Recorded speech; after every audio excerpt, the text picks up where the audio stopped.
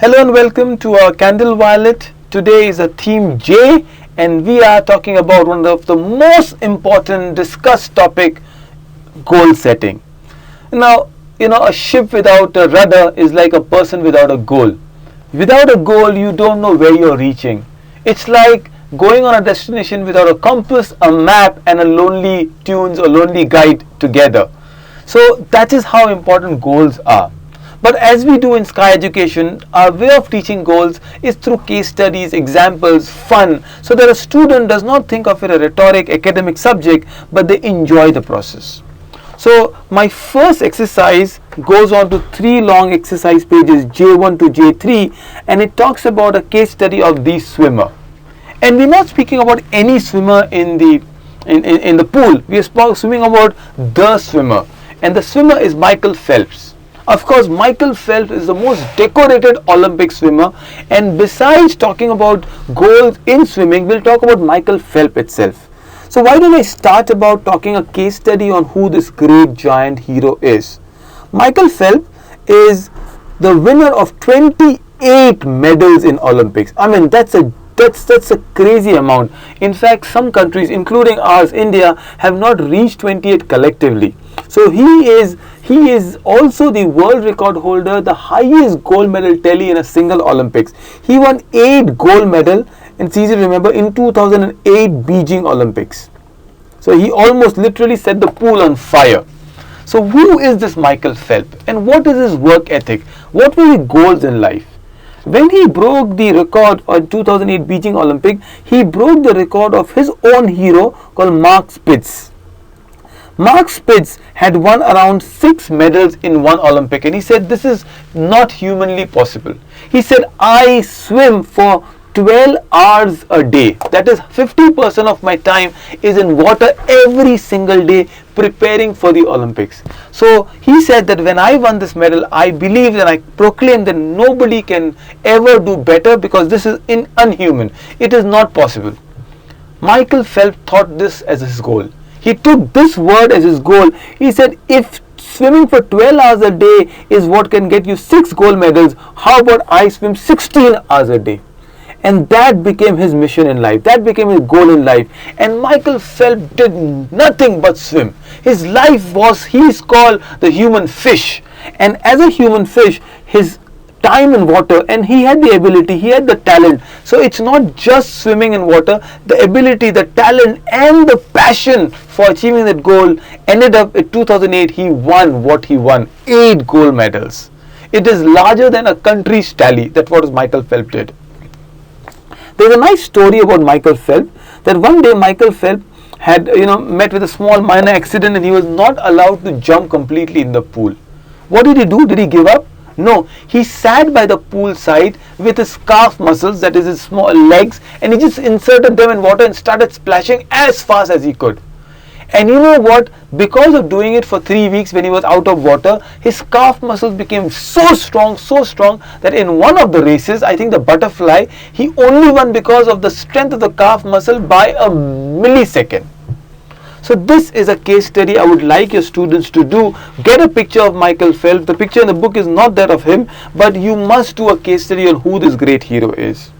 Now, what we do is from J1 we jump to J2, where it says, the question is on J1, circle and name the things the swimmer needs to swim to glory. And we've got enough of the pictures on J2. Let's see if your students can identify these. Well, some of them are very, very common. The goggles are there. You have got the flippers. You've got the headgear. You've got the earplug. You've got the protein bar. You've got the bag. And, you've got the snorkeling thing. You've got the shakes with you. So the idea is a swimmer needs to have every equipment that it requires to swim. Perhaps you can ask them what is they enjoy about swimming. What kind of swimming pools have they gone to? Swimming is one of the best exercises a child can get involved in. The fear of water, once it gets over, the swimming the laps is great energy, entire body. Swimming and cycling are 2 of the best exercises that a child can involve in. And one of the best thing about swimming is it's an anti-technology. Even when you're cycling, you can put your earphones on. When you're walking, you can, of course, most people do it with the Walkmans or earphones on. But with swimming, you're completely away from your mobile and gadgets and technology, and I love this sport. So this is your swimming part. A little tidbit on Michael Phelps again, where he was in India and he was doing an interview and he was asked, did he swim with the sharks? And he said yes. So he actually went and jumped in the open sea where the sharks were there. One important thing is, when Michael Phelps was doing this glory swimming, there was a young Singaporean boy, his name is Schooling. And Schooling had taken a photograph when he was 6-7 years with Michael Phelps. And in the last Olympic, it was Schooling who defeated his own icon in the Olympic heats, and he won the gold medal and Phelps got the silver medal. So no dreams are small dream. When Michael Phelps defeated Mark Spitz's dream, Schooling came and defeated Michael Phelps' dream. So that's my J2 with you. In J3, I'm talking about a kind of critical thinking question on swimming pool, and we're saying that you always see in swimming pool is blue in color. And that's very, very colorful, isn't it? It's nice, it's a bright color, it's easy. So my first question is, why do you think swimming pool is blue in color? And most students will come up and tell you it's the color of the water, it's soothing, it's nice. But how about changing the question? So a great critical thinker is someone who changes and flips the question, and that is where you get the best answers. How about having a red or yellow tiled swimming pool? What would it look like? So you go and show, it's a picture of a yellow, beautiful yellow tiled swimming pool. What if the swimming pool will look yellow in color? And let them think, let them debate, let them see if it's looking nice. You know, the color could be just by using lights which are yellow or using tiles which are yellow. But what would happen? I happened to ask this question to a swimming instructor who runs what is called dolphin pools, and he gave me such a lovely clarity answer that it made me understand why the pool should only be blue. If the water looks yellowish in color, what would it look like? Yes, yuck, it looks like somebody's just urinated. It's full of piss, and no one would jump into a piss-filled water. Now they get the clue of it. What about it's red tile or red lighted? It would look like you're jumping in a pool of blood. You just finished a war and you're jumping in a full bloody bath. A green pool would look like it's been not used for many days, an algae filled pool, and nobody would like to jump into it. Blue is the most serene color, most inviting color. It is what people identify as the color of the water. That is why swimming pools are usually blue in color, but you can experiment light and see what the colors are around. This brings us to our next session, which is J4, and it's J4 and J5 is where we talk about goals head on. Goals are good. Goals are what I said, plans of a life. They are maps of a life. In a goal setting workshop, the first thing we teach them is what we say is SMART goals. SMART goals are, if your goals are good, are they really tangible? Are they doable? And SMART stands for, S stands for specific, measurable, achievable, real, result oriented, and time bound. So ask a child what is their goal for the school. And it could be having great academic score, it could be coming first in a race in the sports, it could be a good student. And I like the whole word of good student. What is good? Good is when your friends call you good. Good is when you reach school on time is good. Good is when you have no absentees is good. Good is when you get 90% is good. Good is when you're good in athletics good. So now good is a very variable and not defined word. That is why you need to be a SMART good goal. A good is not a good definition of it. A SMART goal is, can it be measured? So when I say good, I would say that I want to be a good student when my teachers write A+ in my behavior. It's tangible now. So that is specific. Is it measurable? Yeah, you will be measuring it in your report card. Is it achievable? Alright, so you write your sub point. What do I need to do to achieve it? So I need to be punctual. So I need for be punctual, I'll not to be absent in a school. Not to be absent, perhaps last week I ate an ice cream and that's why I felt sick. So I'll be careful to eat or drink cold. And I'll avoid them when the school vacations, and I'll probably have them in vacation, not during exams. Number 2 is I'll study harder for the exams and I'll read more because last time I missed some part and that's why my teacher was upset with me. R is the result oriented. So now you're going towards a result. It's not just good as in goody student. It's a specific thing. You wrote down some areas, academic, you wrote down class discipline, you wrote down report card, you wrote down absenteeism. So these are results, you're measuring it. And the final thing is time bound. How long will it take for you to achieve it? So you might give yourself 6 months because the report card is due in that time, or 1 full academic year, whatever it is. But this is what a SMART goal is. Ask every child in your class to write one SMART goal, and then you redefine it as a SMART version of it. So the first time they can just write, I want to save money. Now, is it a smart goal? No. It is a good goal? Absolutely. But how much you want to save money? Measurable. When? Time bound. Achieve. What will you do to achieve that thing? So now suddenly you have, and how much money? So that is a specific amount you're giving yourself to. Goals are like ladders.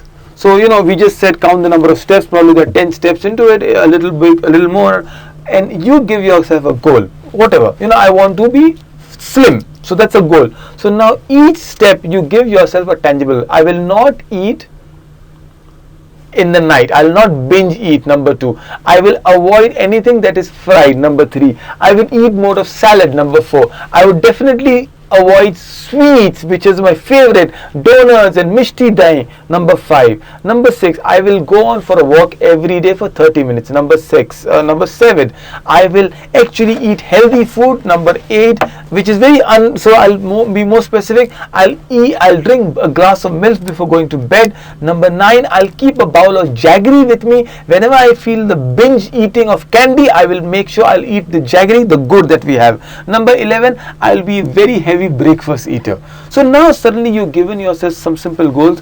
Give yourself a 10 goal point for your own goal as a teacher. You share your goal with your student, if not share my goal of hopefully my weight reduction plan with you, and then you can ask them to give you their pointers for their goal. I hope they enjoy this goal exercise J5 and J4. Now let's go to J6, which is my third and the last exercise in my goal setting. It's a 3 pages, so J6 to J8. Now, because I gave goals, I have given you a goal of this brave little girl from Andhra Pradesh whose name is Purna. Purna is the youngest mountain climber to climb Mount Everest at the age of 13. Malawat Purna's goal was to climb this mountain. She is a brave girl indeed, but what she did, an achievement came from a very, very impoverished, very, very poor family. In fact, in the movie by Rahul Bose, it's a movie as a class, you must watch it together, titled Purna. She says that I'm so poor that my name poor is in my, the word poor is in my name. P-O-R, Purna.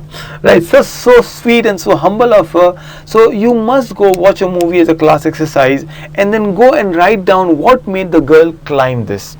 Mount Everest, again a smaller point, 2 people who first climbed Mount Everest, Sir Edmund, Norway, and Sir Edmund Hillary in Tenzing, Norway, and Sir Edmund Hillary was asked, why did you climb? And he said, because it is there. So, first time when he attempted to climb the Everest, Hillary could not climb. And he was asked, and he said something very powerful. He told the mountain, he looked at the mountain, pointed to the Everest and says, look, Everest, every year I'll come back again next year. And you are not growing, but I will grow. What he meant is I'll work harder, I'll achieve my goal, and he did achieve his goal. So you can talk about the entire idea of climbing an Everest, and like a small side exercise we can do here, like how we did for the swimming exercise, what are the things you need to climb the mountain? So you need a rope, a rappeler, a hook, you need the oxygen mask, you need the gear, you need the shoes, you need your glasses. So, suddenly you fill everything in. And one of the most important thing you need is a mountain. A mountain becomes your goal. Ask them what are their mountains in life. What are the insurmountable challenges they think of. Some of them could think that I cannot become rich. Some of them think I cannot become the first in class. So are these really lofty goals? No, being rich is not a goal. It's a byproduct of a goal. Why don't you create something that brings joy to millions, and as a result you become rich? So give them some challenges as you go ahead. J7 is a very simple exercise. There are a lot of pictures, J7 and J8, and you have to fill it in. So story is incomplete. So there's a word goal, there's a word girl, there's the word village, sun, milk, junk food, eggs. So you can talk about it, fill it in, and perhaps ask them to create a story about how Purna really achieved it. If you can't show the entire movie, if your class doesn't have the time, I still recommend get a tab for somebody or put it on a projector and show clippings of the movie Purna from YouTube. It is something your children will remember, enjoy, and it will be a very, very profound effect on their young minds. So you are listening to the goal setting exercise from Candle Violet. Thank you so much. Tell me your feedback as always. Look forward to it at info@skyeducation.in. Good luck and bye-bye. Hello and welcome to Candle Violet, and today we are going to do a very, very important topic on health and society. You know, if the society's health is good, then the crimes are less, people are less stressful, you get placed to sit in your local trains or local transport system, and overall the atmosphere is positive and nice. Why not we make that atmosphere even more positive by teaching how to be positive for our students? So the session today represents K. The topic is being positive, and the first one, K1 and K2, is one of the most important discovery that has been done in the field of psychiatrist. This was a discovery by a Swiss psychiatrist. His name is Rorschach, and Rorschach is pronounced by R-O-R-S-C-H-A-C-H, and this is a famous ink blot test of the Rorschach test. Now let me explain again. The ink blot test is a whole idea that this Swiss psychiatrist, he was an amateur artist, and he used to draw random pictures and show them to people, and people would give random ideas to it. And I'm sure you've come across such paintings, you know, drop a blot of ink and then just cover or turn the book around, and the ink will have two symmetrical sides. It might look like a bird, a butterfly, a cloud, a demon, a panther, a jungle, a tree. It could be anything based on your imagination. So Rorschach, when he was appointed in one of the Swiss mental hospital, did the test on people who were undergoing the mental treatment and normal people as well. And he found contrasting reports. And this became so popular just based on one ink blot and what people perceived as, and people with one disease, dementia, people with one kind of mental illness saw a same idea. Of course, we are not going to such a huge extent, but that's a great starter for a student to understand how the Rorschach test became very popular. We have given a series of images, and again we are asking our children to use their five senses and find out what the images are like. For example, the first one either is a positive or a negative image, and you can very well decode why your mind says it's a positive image and why your mind says negative image. Ask the child, look at the clues given in the picture and tell me 10 ways how the first image of a boy with a thumbs up is positive and another boy with a thumbs down is negative. And your five senses would be used. For example, the thumbs up is a universal sign of positivity, of victory. So that's one sign. The thumbs down is negative. Number two, the color itself. Green indicates success, red indicates, which is not really true, but you know, we don't recommend red pens to correct, but these are universal symbols. The third one could be, just look at the child or the boy there. You know, the smiling face and the frowning face. The hairs are up, the hairs are down. You know, it could, and maybe they can find one more. I only thought of these four, but push your children and they'll come up with different ideas. Maybe they can see something in the eyes. The nose is shorter, the nose is longer. Something that comes up which shows an image to be positive or negative. You see, this is the first of the test I would like them to do. The second one in K2 are again images, and here the first one again is very, very specific for two Lego blocks, a positive and a negative image, and you can see the faces itself. But the third one, the two butterflies, one is capsuled in a black box with a white butterfly, and here is the black silhouette of a black butterfly in the white box. Which is positive, which is negative? Allow the children to vary their answers. Allow them to be differing. Allow them to have different opinion, and that's what a Rorschach everything is about. So the Rorschach test or the ink block test is wonderful. There can be two more parallel activities you can do along with this, and which is what I encourage you to do. One is your own ink blot test. So of course you will have to bring a bottle of ink, or you can have a fountain pen and drop the certain ink on a piece of paper, on a book. Fold the paper, fold the book, and then open it up, and you will see different patterns. Let one group of child identify what the patterns are. Individually they can tell you what the patterns are. This really works well when your group is larger, and you can actually show them that such an amazing contrast can come up. Second activity that you can do around it is the patterns in the cloud. So what you are doing is, the clouds are very common, and that's where most of superstition too come in. You might see an avatar photo, you might see some of the demigods out there, you might see a superstitious sign for you, but we say actually these are nothing but imagination of our mind. You can take the conversation from the popular superstition, seeing Virgin Mary, or the water in the creek becoming sweet. It can be anything that people believe in, and how beliefs and these signs are correlated. So I'm sure this would be a very, very interesting exercise for you. Let me know what you do with the exercise. Let's move on to the second activity in the health and society, being positive, and this is about milk. And of course, something when it goes wrong. A very popular idiom is, there is no use crying over split milk. So what you are trying to do is trying to do a role play, and you say that imagine you are carrying a glass of milk in your hand and the milk spills. What happens? What do you blame? Who do you blame? And that's where the whole idea of this idiom comes in, that there is no point. And sometimes at a home we become so possessive about objects. We shout at children, we shout at a maid when they come late. You see the tempers are flaying around. What can be done in this situation? A simple spin-off to it is, can you think of one more phrase, one more idiom that can be going with it? I will give you one so that your children don't have to think so much. It is said that it's no use digging old graves.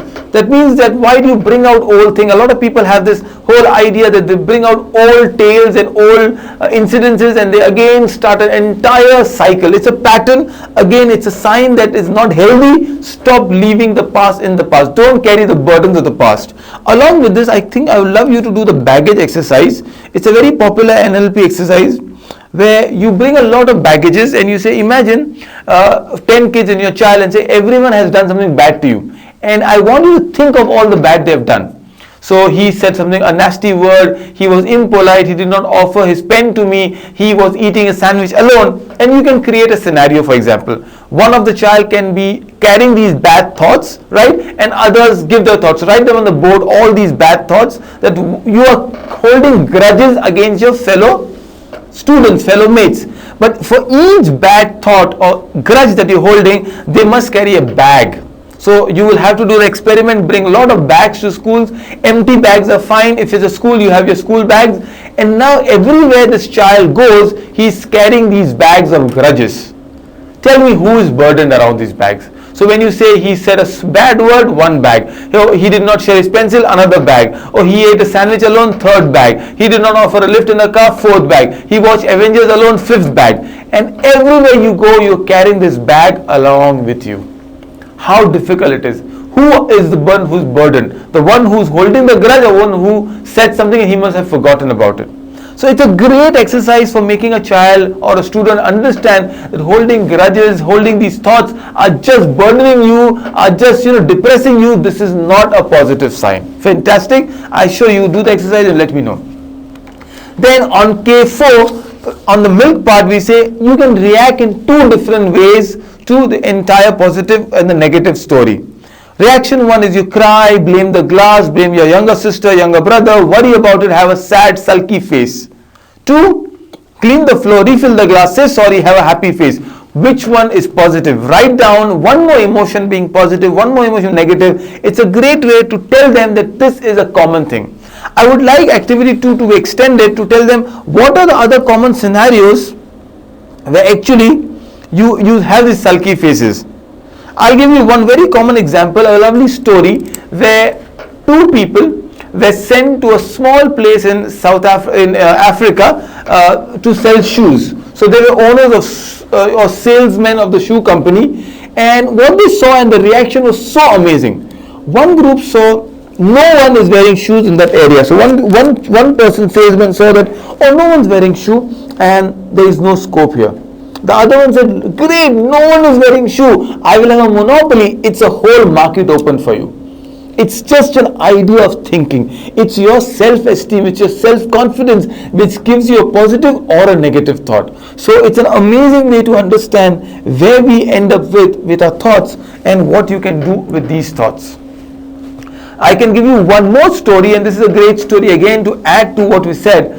Give a situation, a role play called coffee. Whose responsibility it is? So it's a very busy morning in the family. The father is rushing home or rushing out of home for going for a meeting. The child is getting late. The school bus is about and honking. The mother is preparing the breakfast, and there is a coffee cup which is kept at the edge of the table. As soon as the father comes, the child says something. The father shrieks, and his hand falls on the coffee, and the coffee falls down on his new shirt. The father is livid. He is angry. He shouts at the child is crying, he misses the bus, the mother doesn't know what to do, the coffee is split, the father goes to change his shirt, but in his rush, he forgets his laptop bag, he reaches the office, the meeting starts, he has no presentation now, entire meeting, the boy has missed his bus, the mother has to take a new cab and go and drop the child to the school, the mother misses the younger child is crying now, the maid has not come in, whose fault it is? The cat's fault perhaps because the cat mewed, or it is nobody's fault and all of us reacted differently. Maybe the father's fault. Or could the child or the father would have done something differently? The coffee spilled. It's like the milk splitting. But your reaction to coffee splitting was not hysterical. The father says, oh, it's bad. He goes up, changes shirt, doesn't blame anybody, says, I'll drop the child because the bus is messed up. Or he says, it's okay, beta, just go and get the bus. You see, this story is very powerful. I use it in my activity, in my workshops. You can do the coffee story and say whose fault it is. And I'm sure the children will come up and say father's or mother's fault, but it's nobody's fault. It's a reaction to it. The last activity in Stay Positive is one of my favorite. It's on the blood group. So if you look at the word, page K5, there are, subtypes and types of blood. So a human body has 4 major blood types, and each of the types have subtypes around it. So you have A positive, A negative, B positive, B negative, AB positive, AB negative, O positive and O negative. Our entire body is actually consisting of 7% of our body is blood. So, just understanding blood types, what are blood types, who can give whom, what are rare blood types will be fantastic. I would want you all to open up your internet, or teacher can do a little research, look at the lesson plans that you have been provided, or one I'm going to share with you right now, and do a chart on the blood analysis. Maybe you can give a point or two on each of the blood group. For example, the ones with A blood, any A positive or A negative, are supposed to be one of the most positive people in the world. Why? Because A have high cholesterol level, or cortisol level. Cholesterol is what gives you stress, actually gives you fat. Cortisol is a hormone which is called the stress busting hormone. So when those with A blood type, so blood types have A's, then suddenly your stress is very reduced, you are very, very positive. So imagine, even you can do a test of a blood group, for example, for high pressure situation, athletes with A might be more successful, or pilots with A would be able to react better in a dangerous situation. Actually, there is a study which says blood type affect your personality. So be positive all the time. No, not the blood be positive, just be positive. Or for example, O, O's attract a lot of mosquitoes. So if the mosquito is biting you and you go to a jungle or you are in a resort and you're home, the ones with O's will be the one attracting mosquitoes. But O's have the lesser chance of having or contracting malaria. Interesting, isn't it? O negative, one of the most universal donors in the world. O negative is such a blood group that is compulsory to have in all the hospitals for emergency patients and newborn babies. So, totally, it's also a rare blood group with 6% population having O negative. So these are the facts that you describe in blood, and I'm sure your students will love it. What's a plasma exchange? What's a blood transfusion? And in my K6, you have given A, B, A plus and O, 4 types. Why don't you combine them with positive, negative and give a new blood group? As in, what are the blood types you have? And always my favorite activity is, what kind of blood groups do Avengers have? Like, of course, Captain Marvel doesn't have red blood. So there is no substitute for blood. One of the most important things that you understand, it's a fact that bloods have no substitute. But Captain Marvels with green blood might be different. Find out what blood group they can have. Do an experiment. Do a little fun activity. And then the last activity or the last message is, what is the message? It says, give blood. I would like them to actually do a small role play on blood donation. So one of them can become a donor, others can give. I always remember my school, we had two things with blood donation. One is you'll always get some mango juice, fruity, perhaps we had something else at that time, and we loved that. In schools we would have blood donations, especially in colleges, and then we would be getting a signed autograph bat by the cricketers. Helpage India or CRY would come in and say, give blood as much as you want. So they can make a poster on giving blood, and they can do a proper role play on blood donation. By the way, donating blood is completely legal and healthy after the age of 17, and you can give blood every 56 days or 2 months. So of course, even if you give once a year, if you give twice a year, it's a very healthy practice. Usually the process takes 15 minutes. The entire process with all the, giving you something, writing your name down, it takes 1 hour probably, but it's 1 hour a year or every 6 months. It's something amazing. You save so many lives. So why don't you make posters with these ideas and thoughts on giving blood, and then somebody can do a role play. Maybe you can get your appies and fruities also. So it's fun that you've given blood and you actually got of course with the age under 70 it's not recommended to give blood, but it's a very, very beautiful practice. One small nice story, that Cristiano Ronaldo is a regular blood donor. So there you are, you have CR7 to emulate. I'll be very, very proud of it. So this is the exercise I would like to give you. Thank you so much. Hope you enjoy. Stay positive. Hello and welcome to Candle Violet Wax, and we are in a L theme, which is career growth. And believe me, one of the most important things for anybody to grow his career is read. As I always say, leaders are readers, and leaders are also speakers. So we did the public speaking theme a little while earlier. In this theme, we are talking about a concept called books are friends. We all grew up with a first pop-up book, to the thick book that we put in our mouth to explore, and then we had common books, animal books that are around, from Charlotte's Web to, as we graduated, we started looking at fantasy and fiction and self-help. But over a period of time, mobiles took over and books took a back seat. Today it's time in a skill education. We want to create the love, the joy of books back in a child. There can be multiple things you can do with a book, but the first thing first, in activity L1 and L2 is just a synopsis of what we're doing. We are saying decode a book. Of course, the pages here is simple, what a book can look like. So there is a cover, title, a front cover, author's name, illustration, page, but then there is a world that I have not written here. For example, you can actually take up a book in L1 and you can start asking, what do you see? And make students into groups, and you can ask a group to write as many things as they think about a book. For example, if only I look at the last page of a common book and give them some book, you can start looking at the barcode. You can look at the ISBN number. You can look at the publisher. Perhaps the cost is mentioned about it. Perhaps a little synopsis of the author is mentioned. The picture of the author is given. A small idea of what the book is about. Maybe a testimonial, a New York review or a Guardian review is given. How many stars the book has. Only the last page of the book has so many things. Turn around and look at the first page of the book. There is a title given, there is the author's name given. Is it a hardbound or a softbound book? The book cover is so important. There is an entire TED talk only on the importance of using the cover of the book. So everything around the book is so important. You open the first book, there is a dedication. The book could be dedicated to the teacher, to the late father, to the old people. An entire process of the book is given. The book has something what we call as table of content. Book has a preface.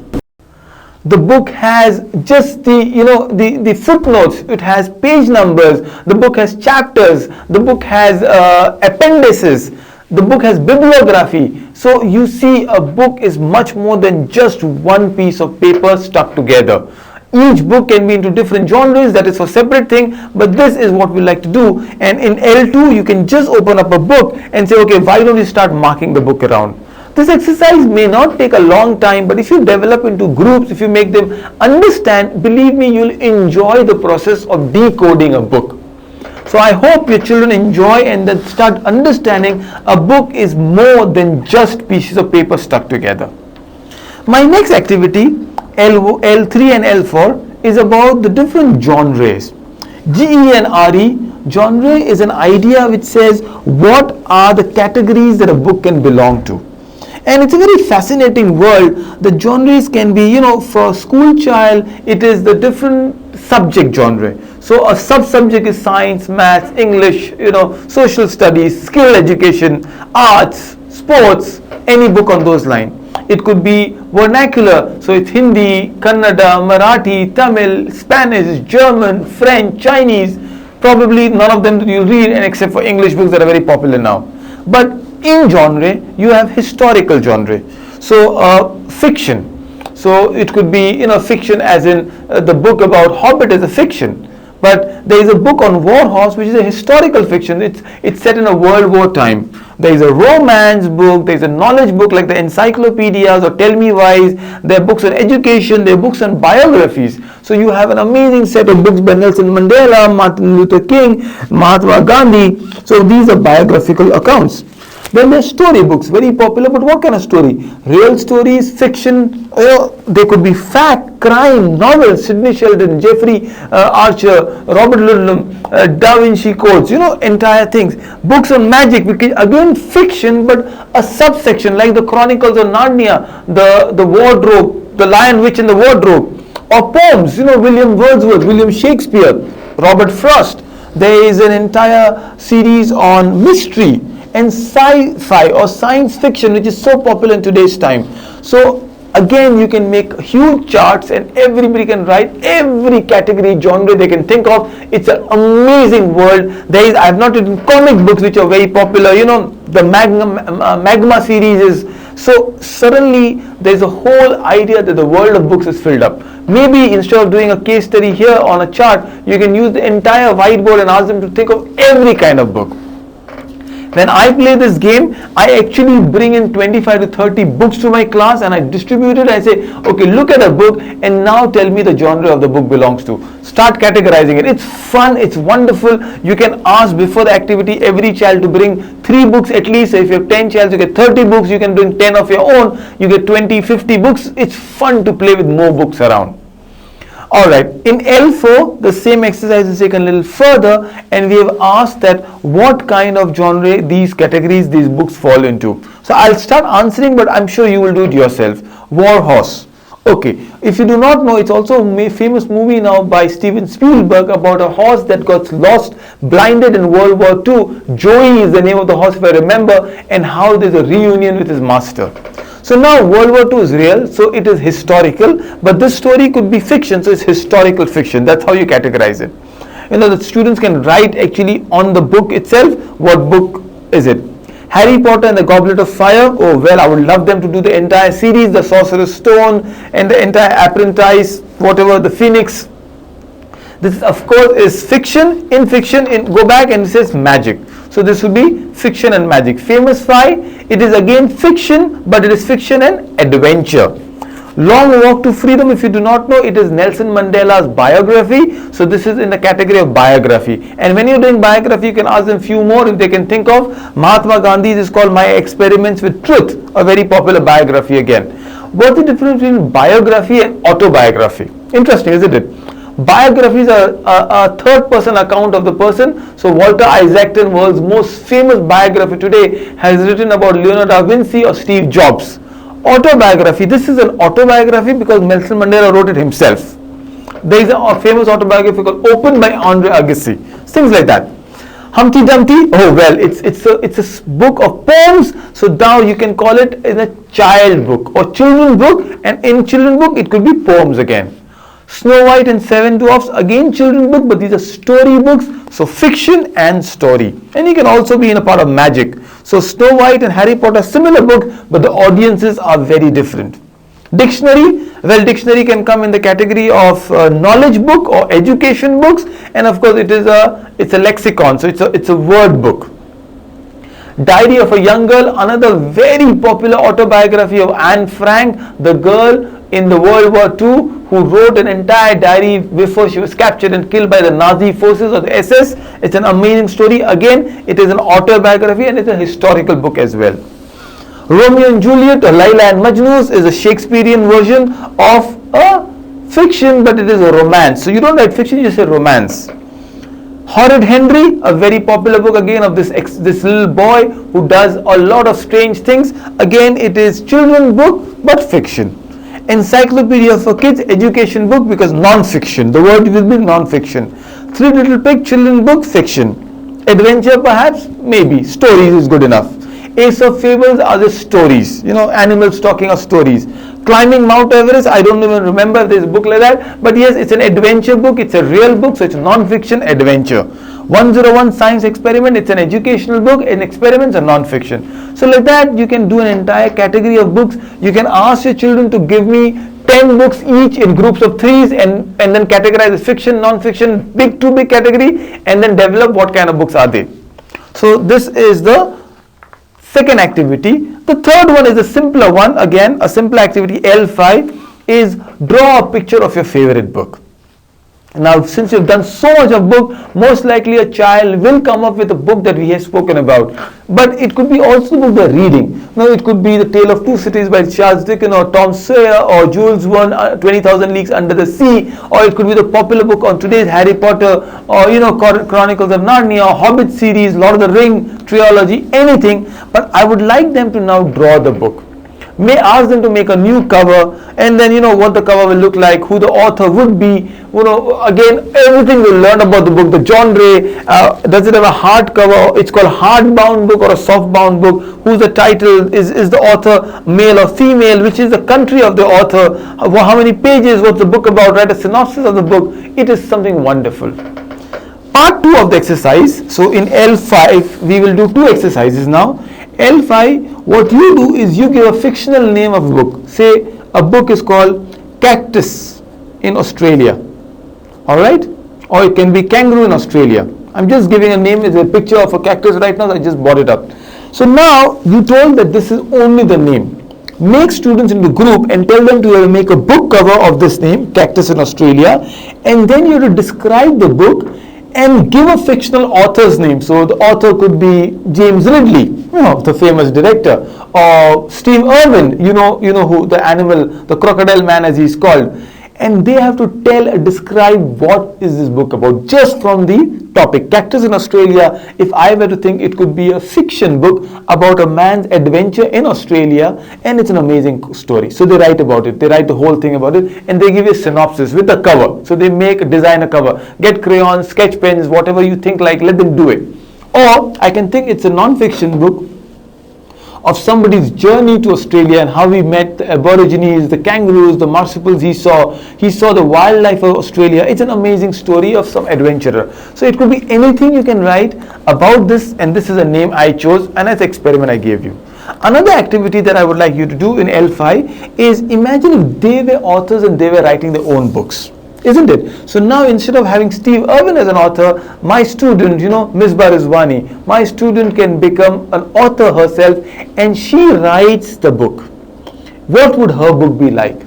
It could be her autobiography, so that would be an easier one. I do it with adults and it's really, really interesting. Or she would write about a school, she would write about her own life, she would write about a dream, she would write about a favorite sport, she would write about a hero. It could be anything, but they have to make their own book. So suddenly the exercise is so long, it's so fun, the teacher will have to put some life into it, but believe me, it would be an amazing story, a book, a real part of it, and they will actually enjoy the entire process. So this is the entire theme that you said, books are my friend, and I hope it will really help and enhance their career growths. Thank you. I would love, one last thing, as teachers, I would be so happy if you can share your favorite books on any category with me. I'm a part of a lot of book clubs, so you can directly email me on this particular thing, Dawood, that's my name, DAWOOD @skyeducation.in, or send to my team at info@skyeducation.in, and we'd love to hear your favorite book and perhaps do a book review of theirs also. Thank you so much. Good reading. Bye-bye. Hello and congratulations for coming to the last part of Candle Violet, and this is section M, and we call it the community service. Believe me, every skills that you have learned would be of no use if you are not practically implementing to make your society better, make your community, make this globe, your nation better, and in the process you would become better. So our first violet takes upon our winged friends. These birds that do not speak our language but share our planet, our spaces, and perhaps we are guilty of taking theirs. So the community service exactly works in the same way, except that in this I request and challenge the teachers not only to do the exercises as prescribed in the book, but also to take the effort and make it a practical exercise. I'm sure most of the exercises you're doing are practical, but this one would also involve taking a bit of your time and helping these winged birds. So in a first of a M that we're talking about, M1, we are talking about the house sparrow. I grew up, and most of our teachers would recognize that we grew up with these birds, everywhere around us. We could see them from our windows, but today it's hardly there's a trace of these birds. So this is where we start with. In fact, March 20th is the World Sparrow Day. It's an initiative of Nature Forever Society, and can we make every day a March 20th? So what we are asking you is, look at the bird around. How many birds do you see? How many sparrows have our children seen? You can do a survey, and it will be so interesting if this survey not only involves you and your friends and your teachers in your locality, but can we do a survey, and of course, because the activity spans over few classrooms, can they call up or Skype someone else, say in another city and another one in another country, and find out if they have sparrows, because sparrows are the most common of the common birds you see around. I'll be very happy just to see the survey results of these common sparrow. So M1 along with M3 talks about these birds, and you have to shade them. Now in M3, of course I have skipped M2, I'll tell you about it. We are asking you to take a brown pencil and shade the bird. So this is where we're challenging you. Do not use anything but a brown pencil. So a teacher will have this resource, or you ask the children to bring it. If not, you can do an HB pencil, just a normal pencil, and shade the bird. The idea is not just artistic, but put some value into what you're shading. M2 is a picture of common garden detective. What we're saying is these are the common birds you see around. Perhaps they are a little bit of UK birds, look at Indian subcontinent bird, but it will be interesting to know the bird.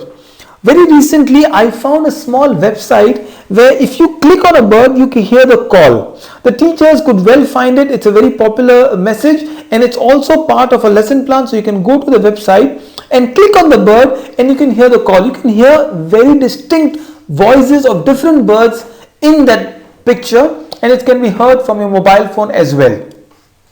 So from green finch to common house sparrow to the pigeon to the goldfinch, all the birds are there, and one specific bird is missing, and of course we call it the smartest bird. And yes, you are right about it, it's the crow.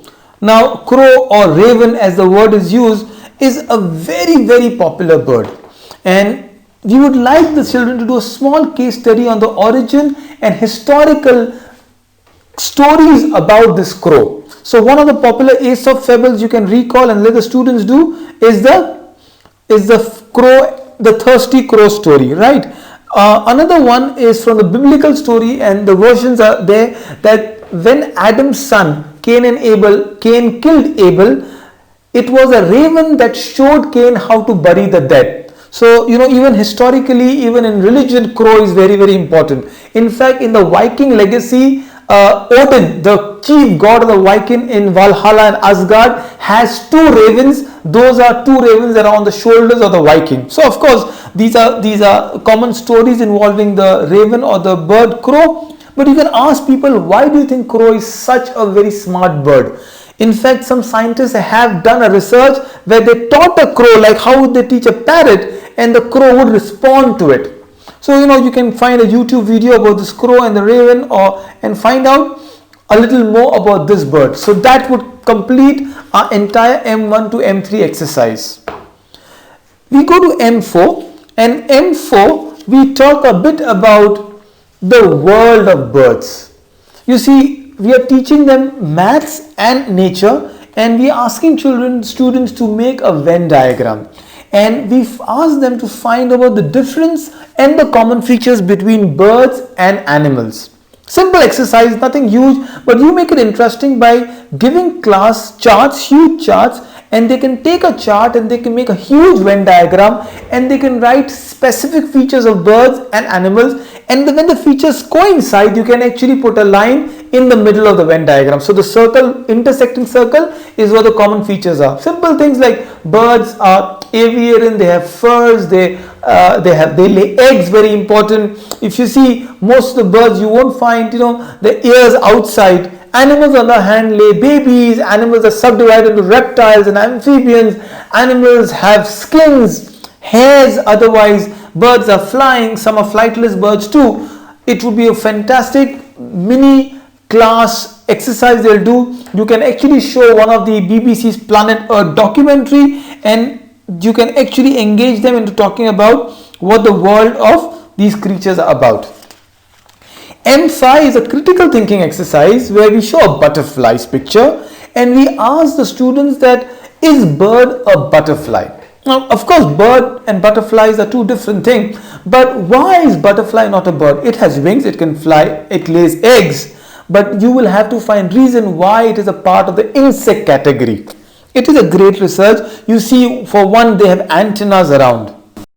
Among the differences you can talk about, butterflies being insects are invertebrates. They don't have beaks, they don't have feathers or talons, therefore they are not birds. Birds, they don't have antennas, they don't have 6 legs that butterflies have, and these are some of the common things you want to talk about. But they also have a lot of common things. They fly, they have wings. Both of them have beautiful butterflies' wings. They can camouflage, so can a bird do that. It's interesting how a student will approach this question. Maybe you can take the question and start doing, okay, if butterfly and birds are different, what about bee and a butterfly? Now both are from the insect category and you might Google search it, you might find some answers to it. It will be interesting just to create questions around it. So this would be the end of M5, a critical thinking part. You can do a survey of different kind of butterflies. Of course, there are some amazing butterflies around the world, some beautiful pictures of butterfly. The difference between a butterfly and a moth, there must be a lot of research you will have to do, but fair enough, you can and you should be doing these research.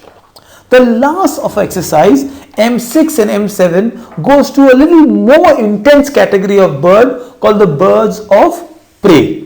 Now, birds of prey are birds which eat other birds. So they thrive on eating other birds, and we have taken a whole list of birds of prey. People have to identify what kind of birds of prey are there. Of course, there is a crow. Is it a bird of prey? Perhaps not. An owl is. An eagle, a vulture definitely is. The seagulls, while they prey on fishes, they are not called birds of prey because they don't have talons. Definitely not a peacock or a pigeon or a woodpecker. You can list the birds of prey. There are a lot of them, and the next one, M7, gives a series of stamps that have birds of prey. These are Singapore stamp, and how many birds, of course the names are given from kite to eagle, and these are some really beautiful categories of birds of prey that they can find out about. And they can also make a chart which gives a distinction on the birds of prey. So what's the difference between a kite, a vulture, an owl, an eagle? Maybe the idea of this, there are many more birds, a buzzard for that matter, and you can discuss these. Then my second activity would be simple, one I love. How many flags have birds on them? We saw the stamps. Can they collect some stamps with birds? How about the flags and the birds? I am sure I remember Egypt's flag and Mexico's flag having birds on them. Zimbabwe's and Sri Lanka's flag have birds on them. They can do research on these. The third activity, with the survey and the flag part, is are there common birds of prey you see around? They can find out what kind of vultures or what kind of eagles they see in their locality. A final thing that you can talk about is the birds of prey. Now, vulture, you can do a case study, are very important to the Zoroastrians or the fire worshipping Parsis, a lovely peaceful community of people who actually let the birds eat their dead. It's a surprising case study. You can talk about it, and especially if you have a fire temple around, you can, I don't know how restricted it is, you can go research on them and ask them what are the religious beliefs when the birds eat the dead. Every religion must be respected. They have their own symbols, they have their own culture, and we must teach our children to understand, respect, and admire the people's differences and celebrate them. Now this brings us to an end of our community service. While you have seen there is less to be done in certainly the community service, because there is an extra part to a community service which is to be done. So if you refer to the teacher's manual, we have asked you and shown you how to make a bird feeder. The whole idea of community service is don't just say it but also act upon it. Number one research you will have to do is how do you make a feeder. You can make feeder with discarded plastic bottles, you can make feeder in different ways, you can make feeder with simple woods and cut it, but I would recommend go to a YouTube video, see how a tube feeder looks like, the seeds will pop up, and how you string it together so they can hang and simple birds can come and they should be able to sit in a quiet area, or you can put near a balcony or in a garden and the birds can come and eat from there. It's a great exercise that I encourage you to do. Every child must have a bird feeder, as I said, different materials can be used. Number two, what do you put in a bird feeder? Well, simple things to start with. You can put seeds there, especially the sunflower seeds. These seeds are small, thin shelled, easy to birds to crack open and have lots of energy in them. You can also put white millets, high protein content in them. Well, if nothing, then peanuts. Wow. Don't put peanut butter, but peanuts are good enough for a bird feeder. Corns, well, who doesn't love good corns? Corns would be nice. And if you can put a small bowl of water, that will be like a complete meal. And remember, you must make sure that this is a free lunch, right? Remember, you have to create an environment where a bird feels safe and secure for the feeder to come. And once you start a feeder, make sure you promptly empty it, clean it, you refill it, so the birds look forward to having a great time in your balcony. So all the best with a bird feeder, and this is a community friendship with our winged friends. I hope you enjoy and our kids really become great, skilled people with empathetic hearts. Goodbye and all the best.